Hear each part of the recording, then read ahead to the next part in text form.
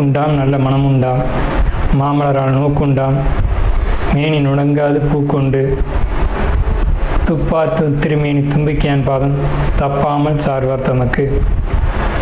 இந்த வீடியோவில் நம்ம பார்க்கக்கூடிய விஷயம் அப்படிங்கிறது மே மாதத்துக்கான பலன்கள். இந்த மே மாதம் அப்படிங்கிறது ஆங்கில மாதம். மே மாதம் அப்படிங்கிறது சித்திரையினுடைய 18ஆம் தேதியிலிருந்து ஜூலை மாதம் ஜூலை மாதம் தொடக்கம் வரைக்கும், அதாவது சித்திரை வைகாசி 17ஆம் தேதி வரைக்கும் இருக்குது. மொத்தம் 30 நாள் இருக்குது இந்த மே மாதம் அப்படிங்கிறது. இந்த 30 நாளுக்குமான பலன்கள் அப்படிங்கிறது என்ன, 12 ராசிக்கும் அப்படிங்கிறத நம்ம பார்க்குறோம். முதல்ல அந்த சித்திரையினுடைய விசேஷங்கள் என்ன அப்படிங்கிறத பார்ப்போம்.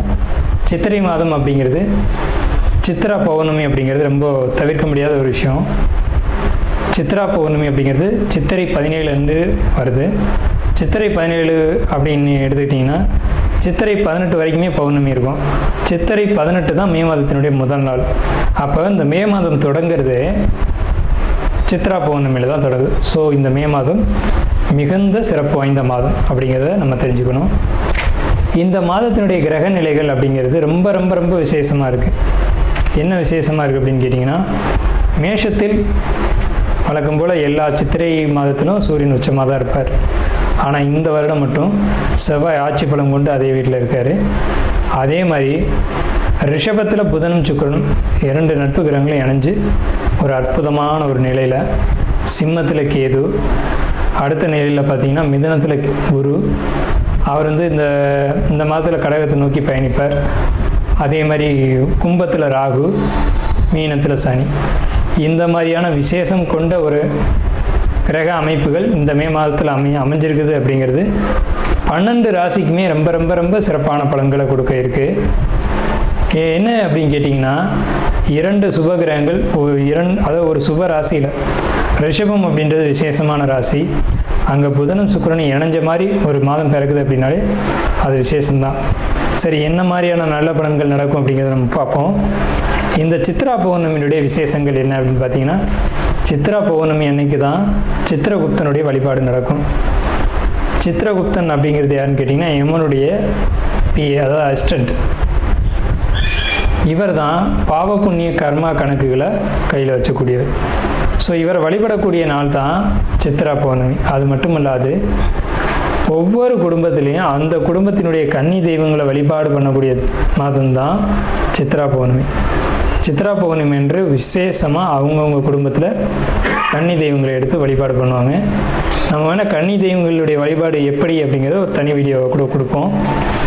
ஸோ கன்னி தெய்வ வழிபாடு அப்படிங்கிறது ரொம்ப விசேஷமானதும் கூட, முக்கியத்துவம் வாய்ந்ததும் கூட. இதில் சித்திரகுப்தனுடைய வழிபாடு ரொம்ப ஒரு அவசியமான விஷயம். அதே மாதிரி திருவண்ணாமலை கிரிவலம், அவரவருடைய குலதெய்வ வழிபாடு. இதில் ரொம்ப குறிப்பிட்டு பேசணும் அப்படின்னா அன்னதானம் கொடுக்கறது. இந்த சித்திரை மாதத்தினுடைய ஒரு உக்கிரமான காலகட்டத்தில் அன்னதானம் கொடுக்கறத காட்டிலும் நீர்மோர் கொடுக்கறது, தாகத்துக்கு தண்ணீர் கொடுக்கறது, இதெல்லாம் ரொம்ப ரொம்ப விசேஷம். ஸோ அவங்க வயிறு குளிர்றது போல், மனம் குளிர்றது போல் உங்களுக்கு கர்மா தீர்க்கப்படும் அப்படிங்கிறது முக்கியமான விசேஷம். ஸோ இது முக்கியமான விஷயம். அதே மாதிரி இந்த சித்திரை மாதத்தில் கத்திரி வெயில் அப்படிங்கிறது மே மாதம் 4ஆம் தேதி அன்னைக்கு மே 28 வரைக்கும் இருக்கும். இந்த 25 நாட்களும் மக்கள் அதிகப்படியாக யாரும் வெளியில் வராமலும் சில விஷயங்களை தவிர்த்துக்கவும் வேணும். துளாராசி என்பவர்களுக்கு மே மாதம் நல்ல மாதமாக, ஒரு நல்ல பலன்களை கொடுக்கக்கூடிய மாதமாக திகழ இருக்குது. நல்ல ஒரு மாதமாக திகழ இருக்குது அப்படின்னு கேட்டிங்கன்னா, என்ன விஷயத்துக்கு நல்ல மாதம் அப்படின்னு கேட்டிங்கன்னா, இப்போ குறிப்பாக பொருளாதாரம், குடும்ப வாழ்க்கை, அதே மாதிரி திருமண விஷயங்கள், குழந்தை பாக்கியம், இந்த மாதிரியான விஷயங்கள் எல்லாத்துக்குமே ஒரு சிறப்பான ஒரு மாதமாக இருக்குது. அதில் குறிப்பாக சொல்லணும் அப்படின்னா, வருமானங்கள் மிகுதியாக கிடைக்கக்கூடிய ஒரு மாதமாக இருக்குது. வருமானத்தை பொறுத்த வரைக்கும் மிகை வருமானம் அப்படின்னு சொல்லக்கூடிய ஒரு மாதம் தான் இந்த மே மாதம். எப்படின்னு கேட்டிங்க அப்படின்னா, இந்த துளாராசியை பொறுத்த வரைக்கும் பணம், பெரிய அளவு பணம் கையில் புழங்கும். பெரிய அளவு பணம் எப்படி கைக்கு வரும் அப்படின்னு கேட்டிங்கன்னா, அது ஒரு கடனாகவோ இல்லை கடனாகத்தான் அது வரும். கடனாக வரும் பட்சத்தில் உங்களுடைய வாழ்க்கைக்கு தேவையான திருமணம், குடும்பம், சுப செலவுகளை நீங்கள் பூர்த்தி செய்து கொள்ளக்கூடிய ஒரு விஷயத்துக்காக நீங்கள் வந்துட்டு கடன் வாங்கக்கூடிய ஒரு மாதமாக அது இருக்கும். அதே மாதிரி பார்த்துக்கிட்டிங்கன்னா தொழில்னு சொல்லும்போது கட்டுமான தொழில் பண்ணக்கூடியவங்களுக்கு ரொம்ப சிறப்பாக இருக்குது.